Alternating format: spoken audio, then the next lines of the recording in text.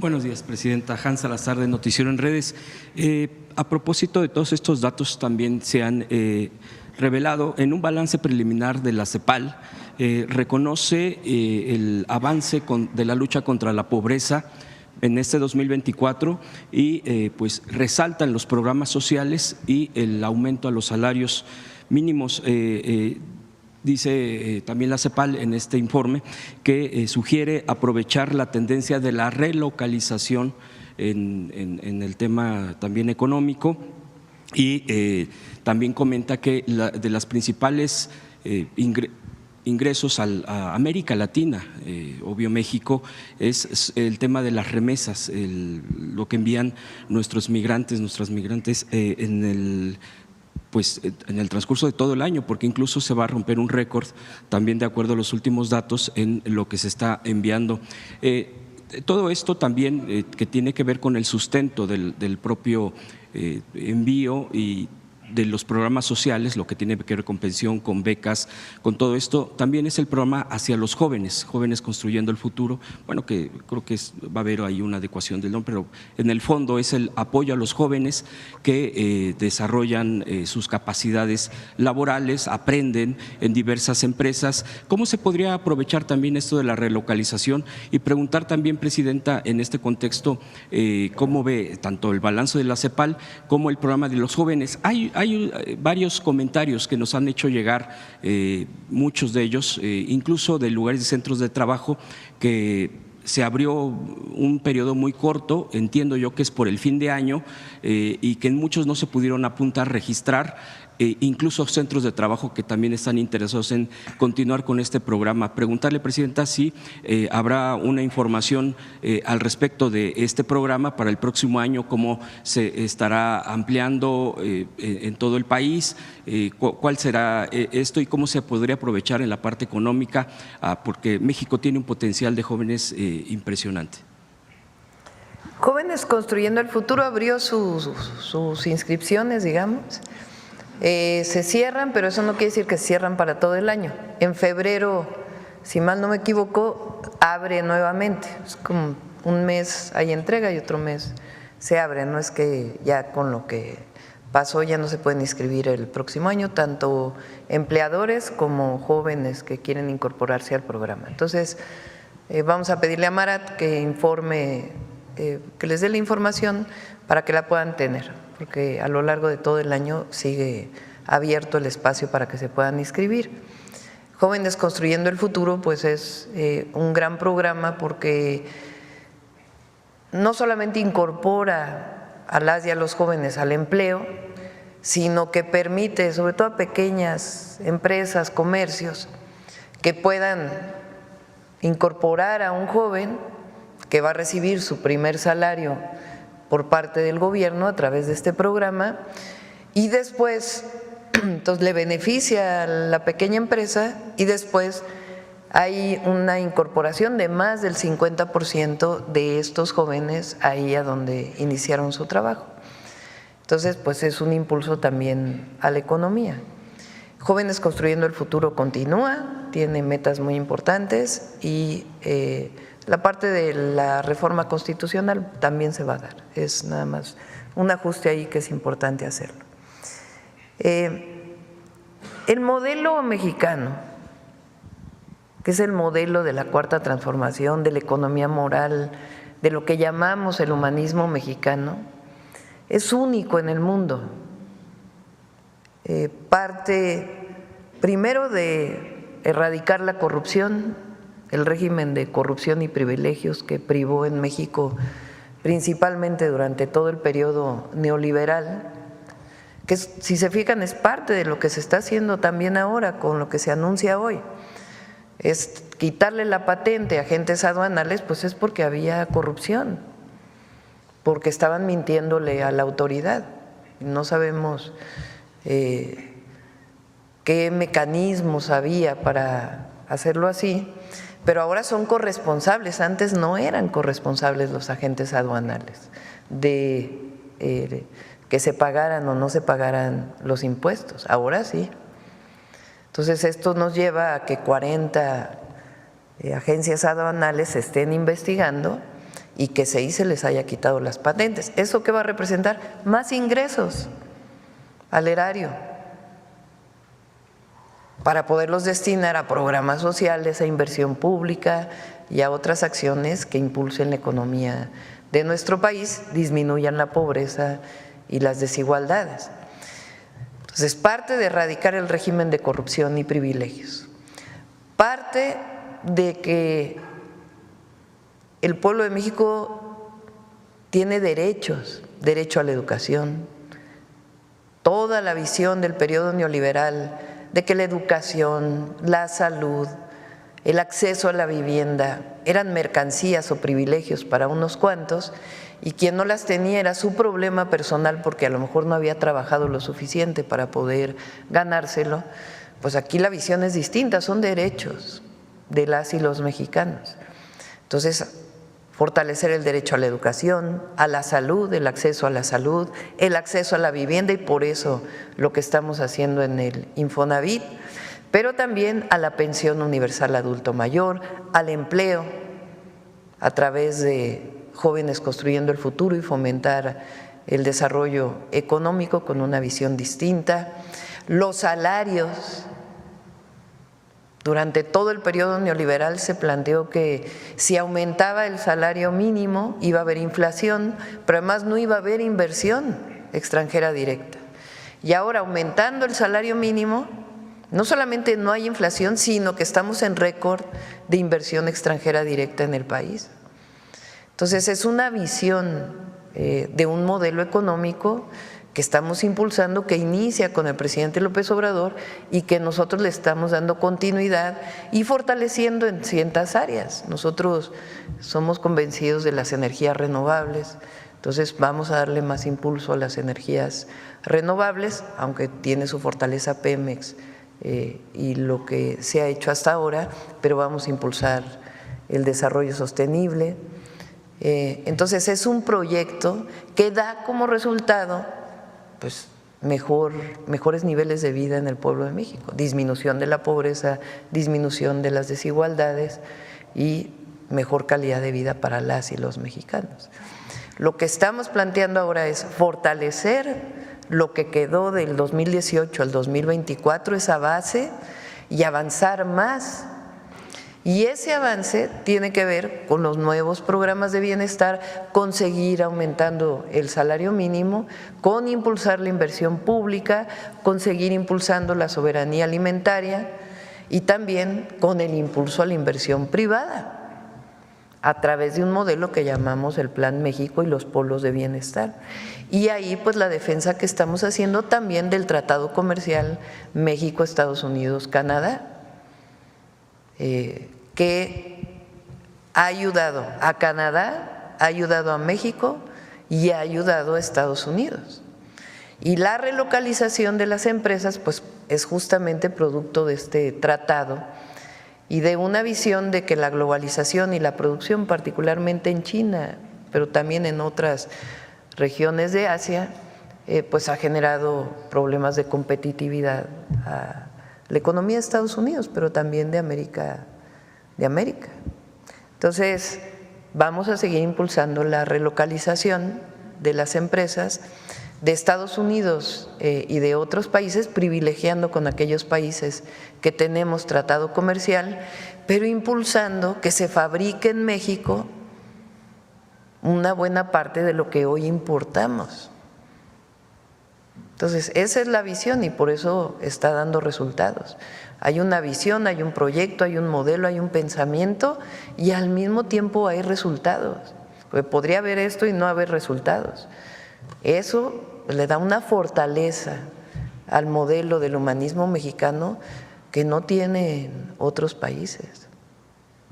En esta coyuntura precisamente del comercio, de la renovación del TEMEC, en todo este momento coyuntural que nos encontramos, por ejemplo, yo leí hace unos días sobre en el gobierno de Brasil, Lula, en estos acuerdos propiamente del BRICS, acordaban con la planta, por ejemplo, que eso es lo que ha generado también mucha polémica por nuestra ubicación y por en el tratado como nuestro país con Estados Unidos y Canadá, una planta de vehículos eléctricos de China, que eso es de las cosas que más están impactando en este momento económicamente, creo que a nivel mundial, en muchos de los aspectos. Y ahí hablaban, por ejemplo, de que poner esta planta ya en las políticas propias de Brasil era también la transferencia de tecnología.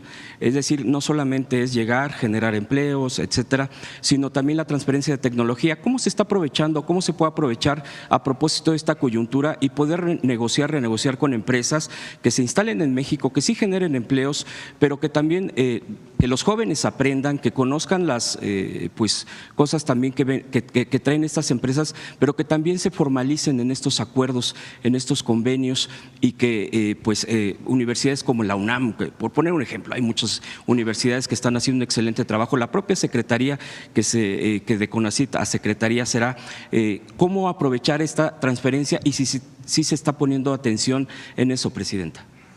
Sí, por un lado es transferencia tecnológica de las empresas que se puedan instalar en México.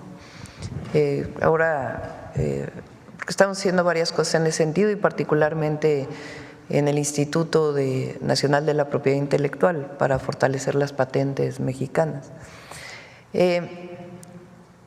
Ahora, México tiene una fortaleza muy grande que no se ha traducido en todo su potencial para el desarrollo tecnológico y es justamente uno de los planteamientos que hicimos en los 100 puntos que presentamos en el Zócalo. Entonces, estamos trabajando lo vamos a ir presentando poco a poco en el próximo año, pero uno de los proyectos es el auto mexicano, que está sobre todo en el segmento de los autos pequeños, autos compactos, que se han desarrollado en otros países y que nosotros queremos que ese sea el modelo o los modelos del auto mexicano que están en este segmento de auto compacto, de mini autos, en algunos lugares le llaman. Entonces ahí estamos ya juntando a un equipo muy importante del Tecnológico Nacional de México, del Instituto Politécnico Nacional, con un coordinador del proyecto que se vincula con Secretaría de Ciencia, Tecnología e Innovación y también con la Secretaría de Economía, que nos permita pues tener el diseño propio, que se fabrique la mayor parte en México poco a poco y poder tener un modelo especial para la economía, para las y los mexicanos. Está el otro proyecto que es de semiconductores. En México hay instituciones educativas de muy alto nivel, el CINVESTAB, por ejemplo, bueno, la UNAM, el POLI, etcétera, el INAOE, que es un instituto de investigación de CONACYT, que tienen desarrollos muy grandes en semiconductores. Entonces estamos planteando el desarrollo de un centro de desarrollo tecnológico vinculado con semiconductores y para ello requerimos también que sea la patente, que esa patente pueda tener beneficios también para las propias instituciones y su vínculo con la industria privada para el desarrollo de cierto segmento de los semiconductores que tenemos toda la posibilidad de diseñarlo en México y de producirlo en México. Como eso está el tema de los satélites, está las boyas de medición para poder tener información de la climatología que puede llegar a impactar en nuestro país y la adaptación al cambio climático. Son cerca de 10 proyectos estratégicos que se van a desarrollar con CONACYT, además de la transferencia tecnológica que puedan generar ciertas empresas. Los autos eléctricos de China tienen empresas como BYD, por ejemplo, se están instalando en diversos países. Nosotros estamos privilegiando los países donde tenemos tratado comercial. Sí hay empresas de origen chino en México. Ahora hay muchas empresas que tienen fondos estadounidenses que en realidad se instalaron en China, pero que tienen también la idea de poder invertir en México. No sé si quieras comentar sobre esto, Marcelo, de las inversiones en el país. Sí, bueno, efectivamente yo diría respecto a plantas de la industria automotriz de China en Norteamérica, pues la que yo tengo identificada, por ejemplo, BYD está en Pasadena, California. Hoy tienen del orden de 1,000 ya trabajadores. Producen principalmente camiones y autobuses para el mercado.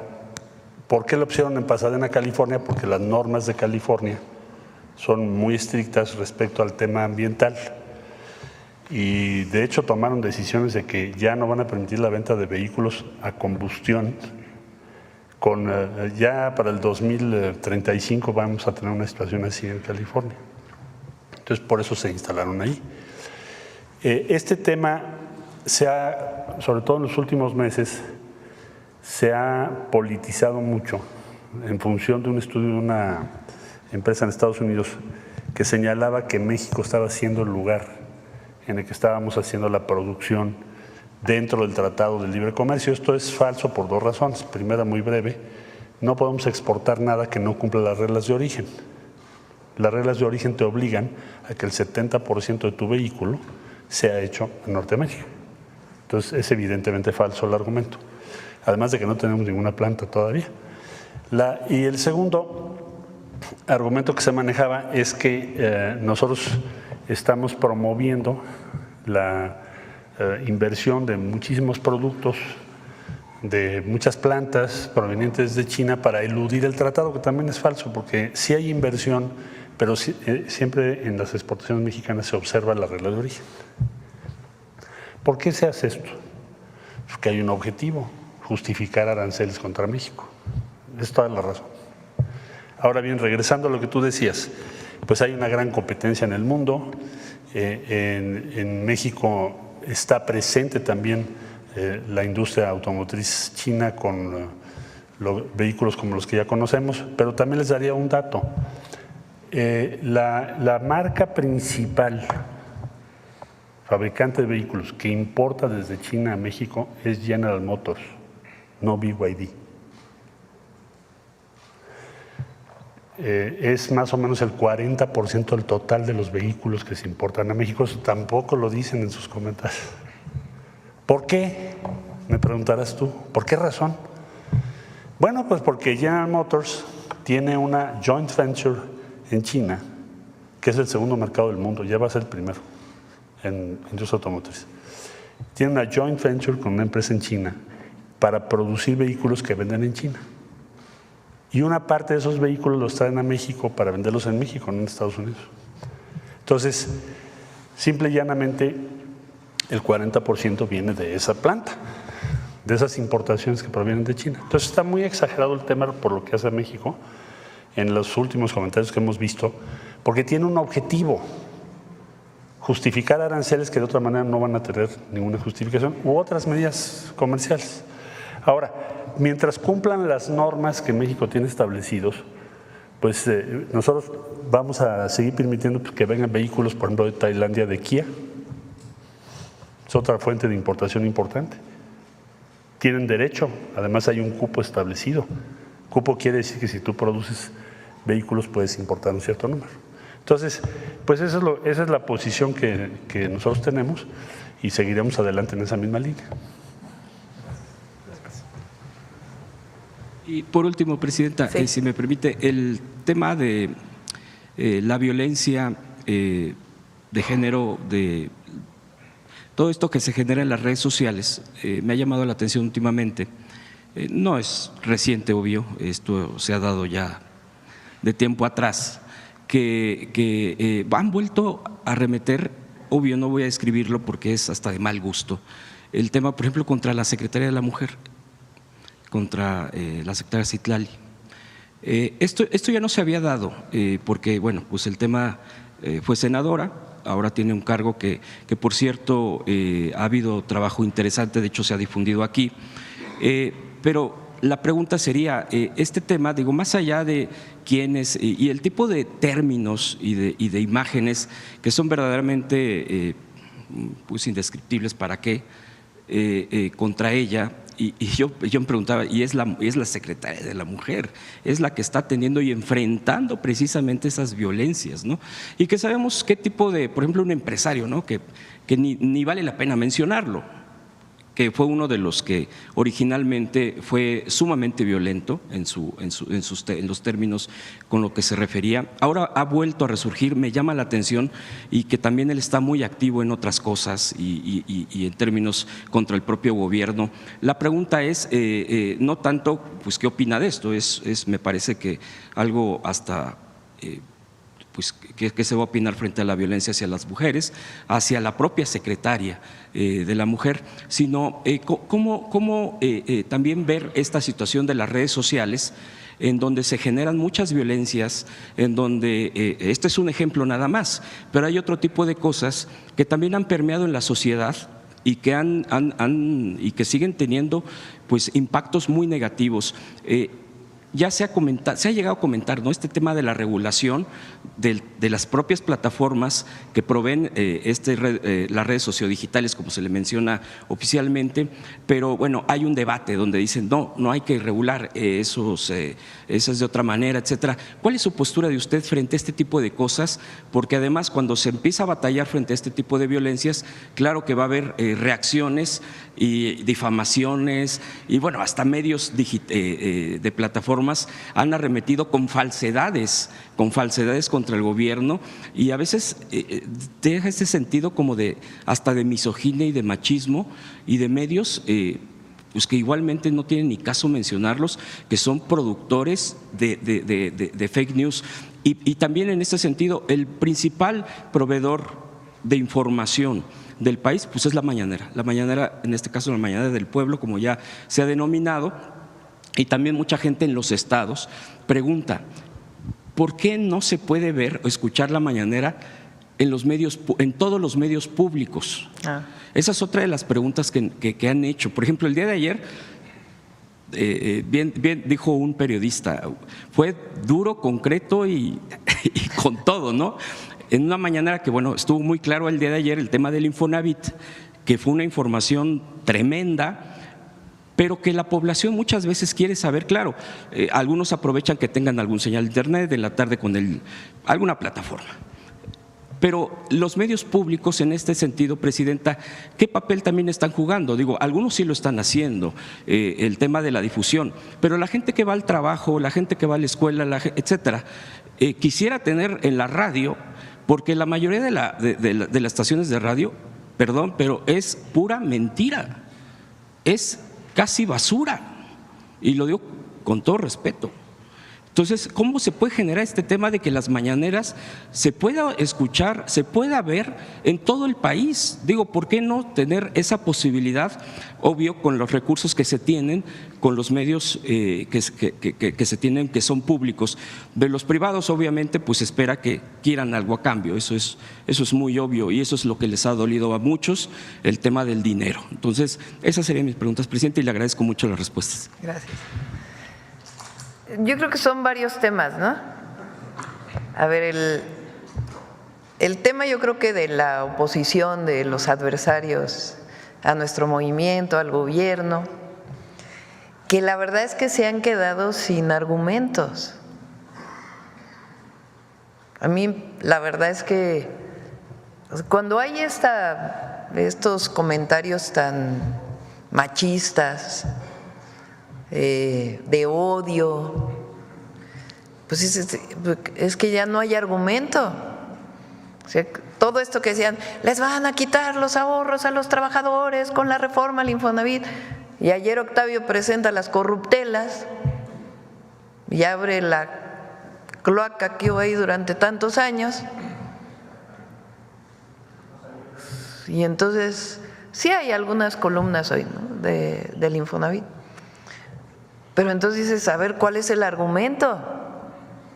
Pues lo que se quiere es proteger el ahorro de las y los trabajadores y hacer vivienda y la transparencia. Entonces, pues, se les cae el argumento. ¿Qué otro argumento hay? que la presidenta no gobierna, ¿no? Porque ahí quieren, en realidad quien gobierna es una alianza entre no sé quiénes. Pues ¿qué argumento es ese? No tiene sustento, es puro chisme, y un machismo así, pero absolutamente revelador de quiénes son, ¿no? Que el pleito Adán Augusto Monreal, no, bueno, hacen un escándalo, porque no tienen argumentos políticos de proyecto, no hay ideas, no hay nada. Entonces lo que hay es un ataque permanente, lleno de bots además, de mucho dinero, porque nosotros hacemos análisis ahí, Paulina los hace de bots, sobre todo de la red X. Entonces, a ver, que viene la crítica, 80% de bots, bueno, pues, ¿qué caso tiene ni siquiera hacerle caso? Entonces, es que son, por ejemplo, sale una tendencia, Infonavit, antes de ayer, ¿no? Porque ayer pues ya cambió, porque como salió la información de la corrupción, pues entonces era Infonavit. Y ves las redes y le quieren robar los fondos a los trabajadores y hay cuentas que tienen 3 seguidores, 5 seguidores, o ves las cuentas y tienen más seguidores, pero son los mismos del narcopresidente, de la narcocandidata, de las mismas. Entonces, con que hagas un pequeño análisis te das cuenta que en realidad no hay tal oposición o tal vicio, sino que en realidad pues son comprados para generar una tendencia en una red que además, por cierto, pues cada vez tiene menos fuerza.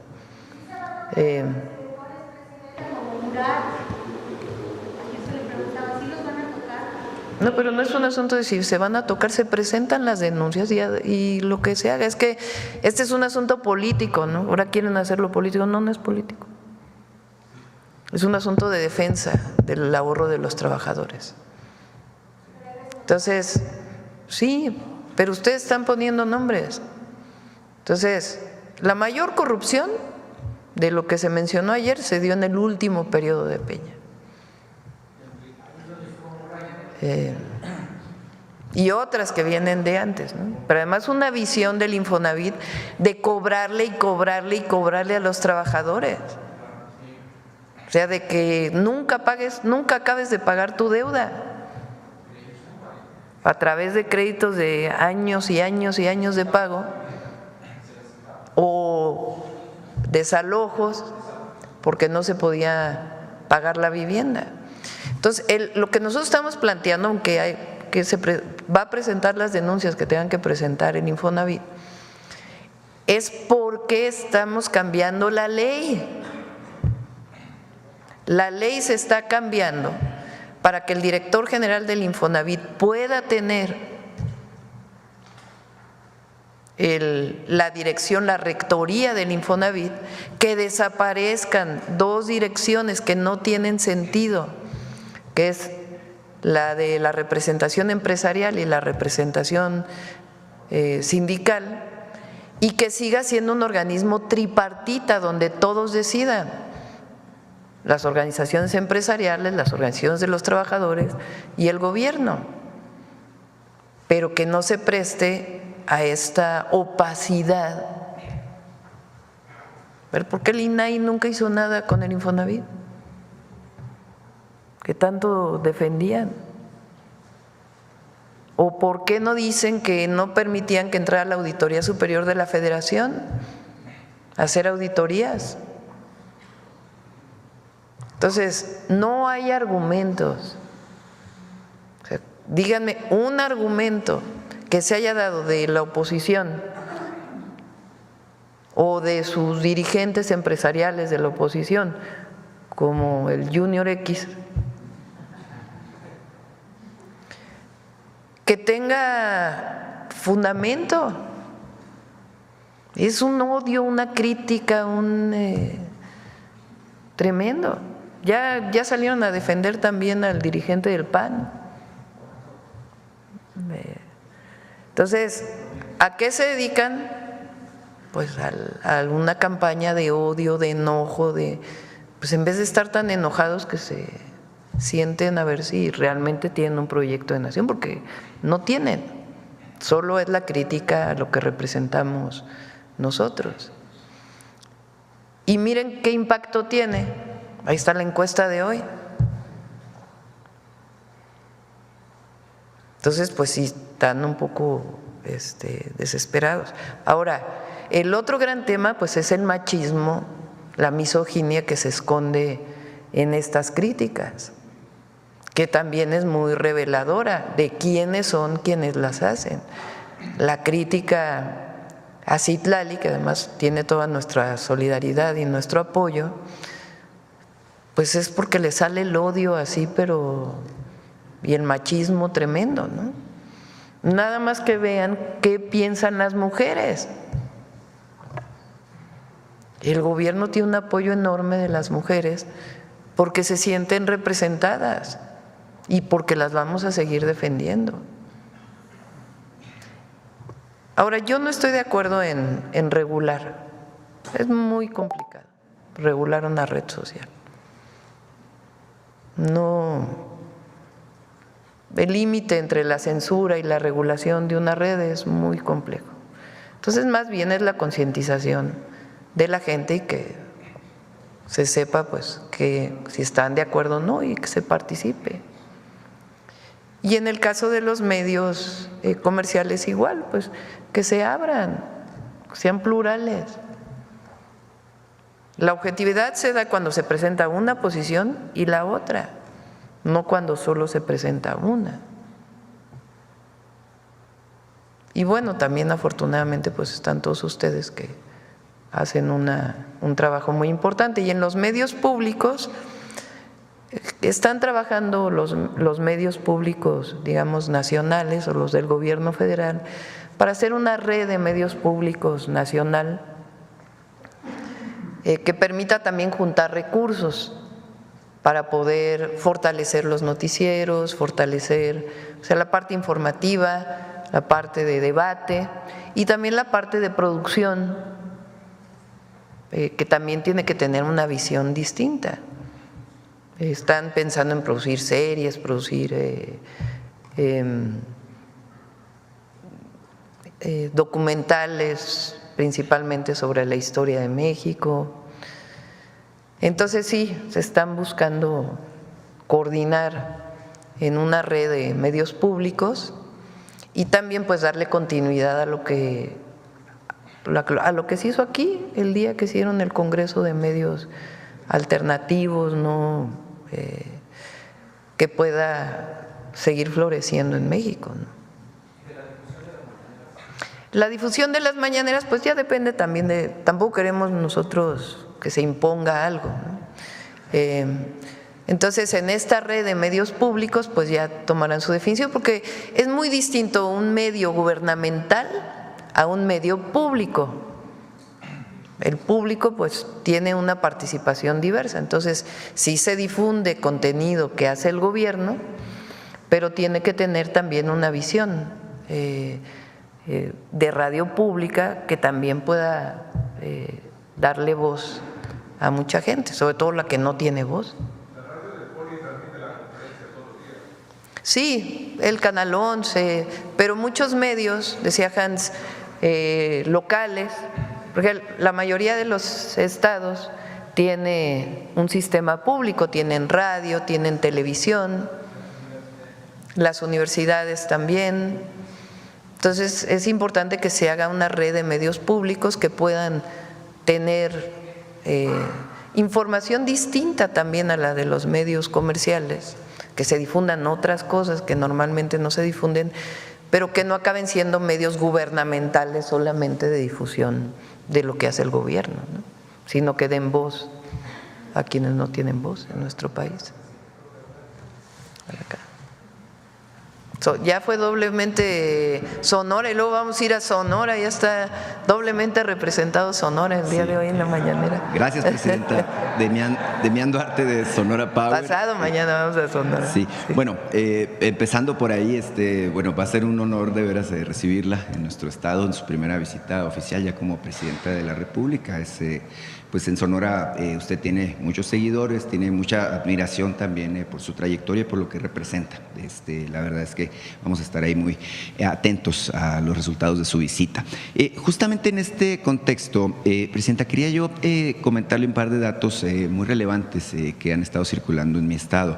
Este asunto de que por el bien de todos, primero los pobres, cobra mucho sentido con estos resultados, porque en Sonora se reinstaló lo que llamamos la movilidad social.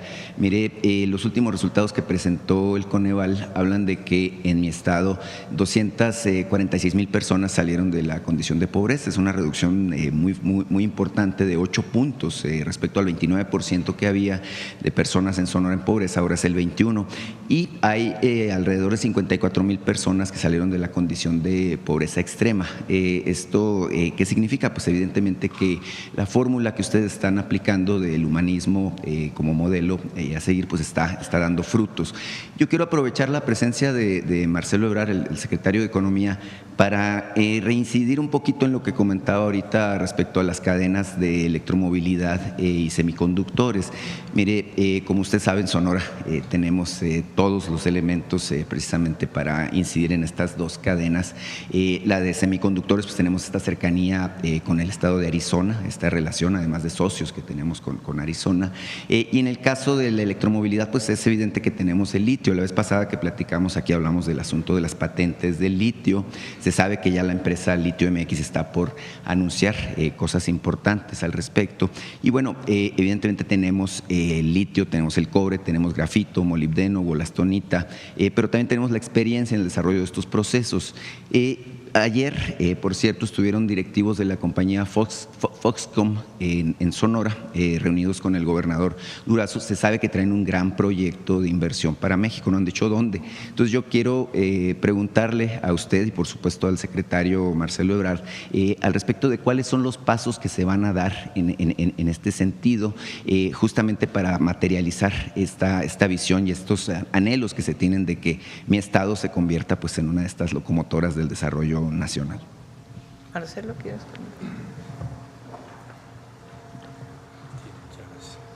Con su permiso. Bueno, yo diría brevemente, la instrucción que tenemos es de consolidar el Plan Sonora. ¿Y esto en qué se traduce específicamente? Primero, Sonora es de los estados más avanzados en sus acuerdos con las universidades de Arizona, que es como el epicentro de la estrategia norteamericana y de Estados Unidos en particular, para hacer un clúster de semiconductores. Entonces hay un avance considerable.